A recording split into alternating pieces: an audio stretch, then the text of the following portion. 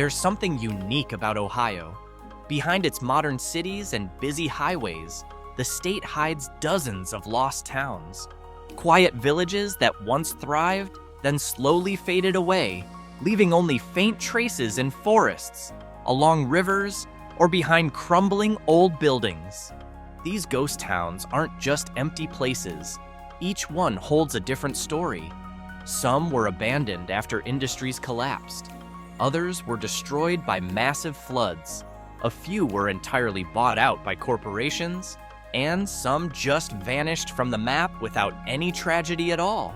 Ready to step into Ohio's forgotten world?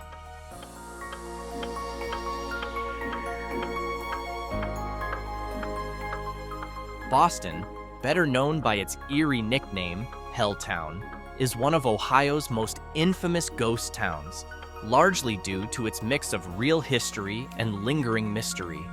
Originally founded in the early 1800s as a small settlement in the Cuyahoga Valley, it grew through the local lumber industry and nearby trade routes. But in 1974, the federal government bought up the land to expand the Cuyahoga Valley National Recreation Area. The buyout forced residents to vacate quickly, leaving behind empty homes that soon became the center of dark rumors. Boston didn't die from disaster. It was the result of a government relocation program that stopped community life in its tracks. Abandoned houses, old churches, and silent roads give the area a unique mood, very different from other ghost towns.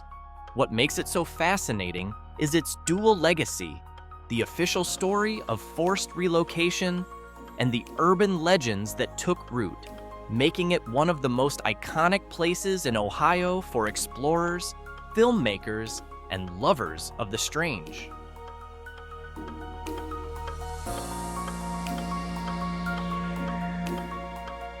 Moonville is like a tiny piece of Ohio history left alone in the middle of the Zaleski Forest. It was once a small village that clung to life along the Marietta-Cincinnati rail line, born in the 1850s to serve the nearby coal mines with a way to ship out goods. There were no roads, no real town square, just tracks, a mine, and a few miners' homes. As coal faded and the train stopped running, the village slowly lost its heartbeat and was completely empty by the early 1900s.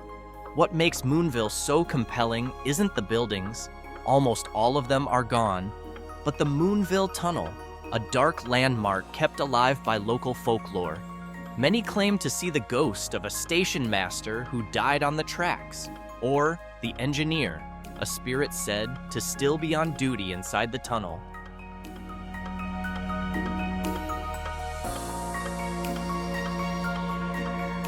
Providence is a small canal town born from Ohio's big dreams in the early 1800s. It sprang up along the Miami and Erie Canal, which brought waves of traders, cargo movers, and workers making a living from the flowing water. Back then, Providence had its own rhythm, boats coming and going, horses pulling barges, and small taverns popping up along the canal banks. But history doesn't always play fair. In the 1840s, a massive fire destroyed much of the town's wooden structures.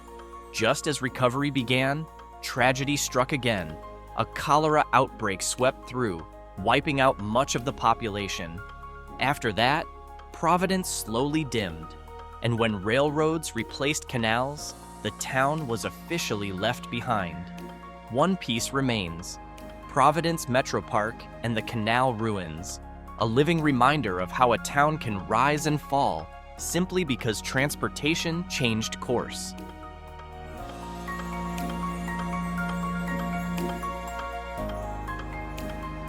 Tadmor was a small town that could have had a bright future, if only history hadn't taken such a cruel turn.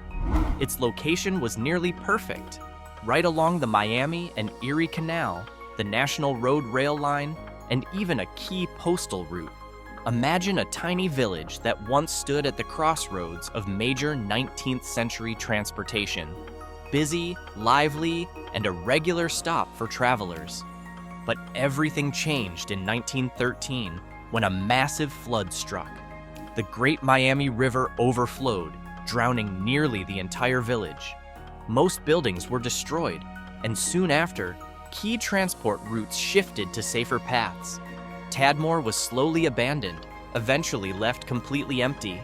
Today, its traces can still be found along the Great Miami River Recreation Trail, a spot where you can truly feel the quiet weight of a town that almost became the center of it all.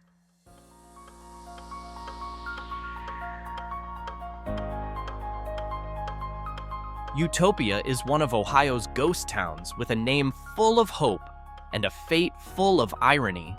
Founded in 1844 as an experimental community, it was built around ideals of shared living, equality, and a search for social perfection. Several different groups lived there over time, including a religious society that built homes right along the Ohio River. The setting was beautiful but dangerous. The river flooded often, and the worst disaster came in 1847 when a massive flood wiped out many of the buildings. One newly arrived group was even lost in the event. After that, people became increasingly hesitant to live there, and Utopia slowly emptied out. What makes this place fascinating isn't just the tragedy, but the dream that came before it. A town that once tried to create a social paradise, only to be destroyed by nature. Even today, the area holds a quiet, slightly mystical atmosphere.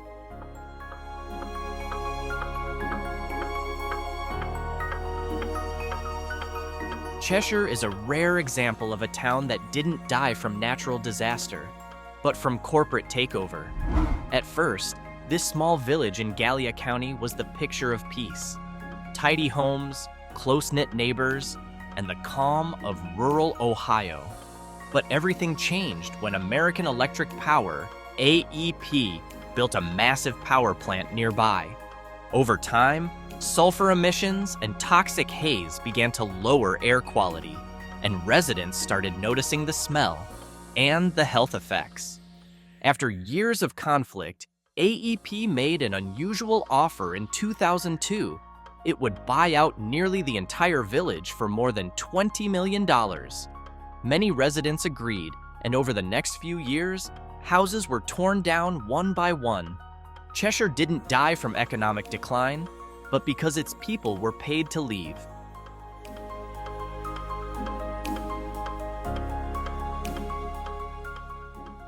Sprucevale feels like a forgotten page from the past, tucked into a quiet corner of Beaver Creek State Park. This small village once thrived thanks to one thing: the flour and paper mills powered by the flowing creek nearby. There was a mill, a store, workers' homes, everything built around a small waterfall that served as the town's energy source. The problem was, Sprucevale was just too remote. When technology advanced and modern transportation routes skipped over the area, the village quickly lost its edge. The mills shut down, residents moved away one by one, and by the late 19th century, Sprucevale was completely abandoned. What remains today are only crumbling foundations and parts of the canal, slowly being reclaimed by the forest.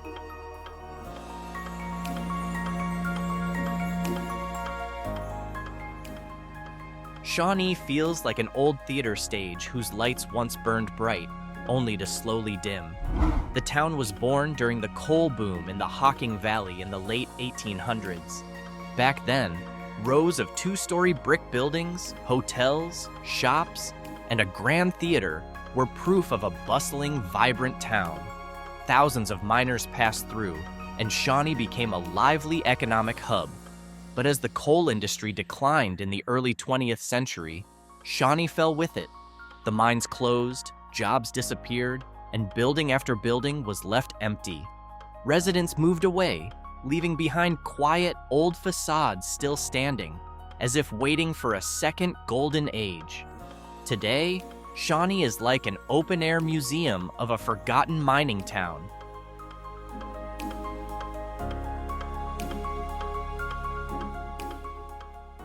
Oreton is one of Jackson County's ghost towns with a simple story, but a powerful atmosphere. It grew from the mining industry, from coal to iron furnaces, that once fueled Ohio's Appalachian region in the late 1800s. As long as the mines operated, Oreton thrived. There were small shops, workers' houses, and non-stop daily life from morning till night, but none of it lasted beyond the life of the industry. When demand dropped and the iron furnaces shut down, Oreton lost its economic identity almost overnight. People moved away slowly, leaving behind buildings with peeling paint and a silence that only deepened with time. Today, the town feels like the final page in a history book, Ohio's industrial past quietly left behind.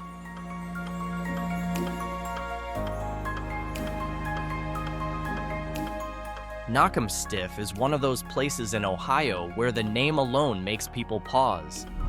This small village in Ross County was never a booming town, more of a rural community that lived off farming and local labor. But over time, the population shrank as most residents moved to nearby cities. It wasn't due to disaster or industrial collapse, but simply because the town was completely isolated. No strong economic roots, no major industries, and little by little, Knockemstiff became a place people passed by, not a place they came to. By the late 20th century, many homes were abandoned, churches closed, and the area earned a reputation as a modern ghost town. What makes Knockemstiff especially interesting is its legacy in pop culture. Author Donald Ray Pollock, who was born there, used the town as the setting for his dark literary works, making Knockemstiff known as a quiet village with grim stories.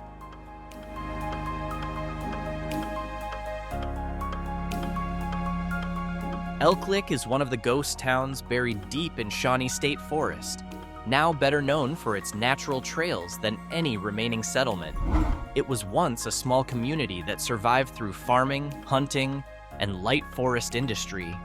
Not large, not bustling, but enough to form a village with a church, a small school, and a few scattered homes.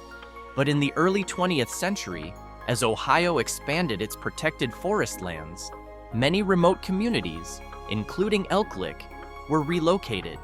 Residents moved to nearby towns, and nature slowly took everything back. Roads once used by locals are now quiet hiking trails.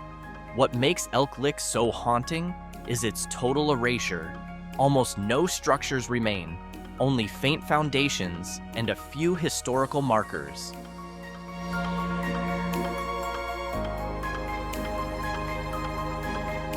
Lucy Run was one of those small Claremont County communities that lived briefly, then slowly faded until only the name remained on old maps. It emerged during a time when postal routes, local mills, and small-scale farming were the backbone of rural life. There was a church, a little schoolhouse, and a handful of scattered homes, just like many Ohio villages in the mid-1800s. But Lucy Run wasn't in a strong enough location to survive the major shifts ahead. As railroads and trade routes began favoring nearby towns, it fell out of the economic flow. People moved out gradually, buildings were left behind, and Lucy Run eventually vanished, not because of one big event, but because it simply couldn't keep up with time and progress.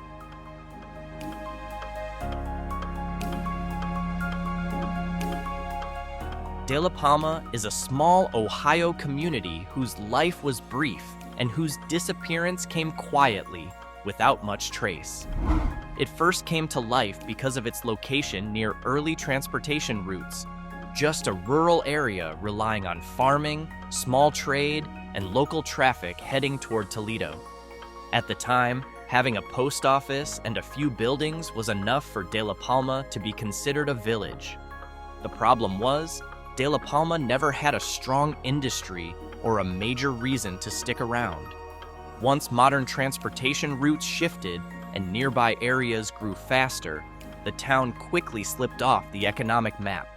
People moved out, buildings vanished, and De La Palma was left as nothing more than an exotic-sounding name with no life behind it. It's a classic example of a ghost town that vanished quietly. No big tragedy, no dramatic collapse, just a village slowly erased by time.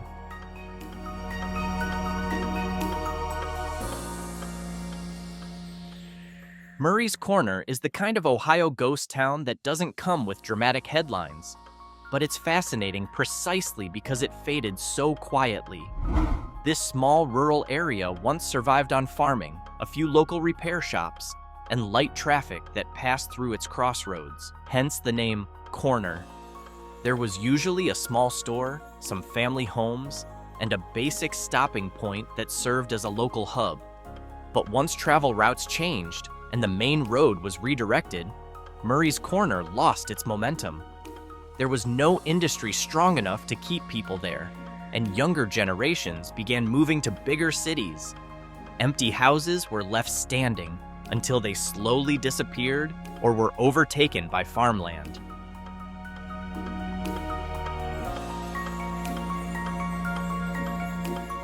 Spann is one of those tiny rural Ohio communities that today is known more as an old name than a real place. It first appeared when a few early settler families built homes, farmland, and a small gathering point in the area. Typically, there would be a church or a modest schoolhouse with a few scattered homes, just enough to be considered a functioning community in its time. But like many small villages, Spann didn't have a major economic engine. Once transport routes shifted and nearby towns grew faster, Spann began to fade. Residents moved out, buildings disappeared one by one, and eventually, Spann vanished almost entirely from sight. What makes Spann interesting is its nearly forgotten status. It's a textbook case of an Ohio ghost town that disappeared not through disaster, but simply through time, geography, and the direction of progress.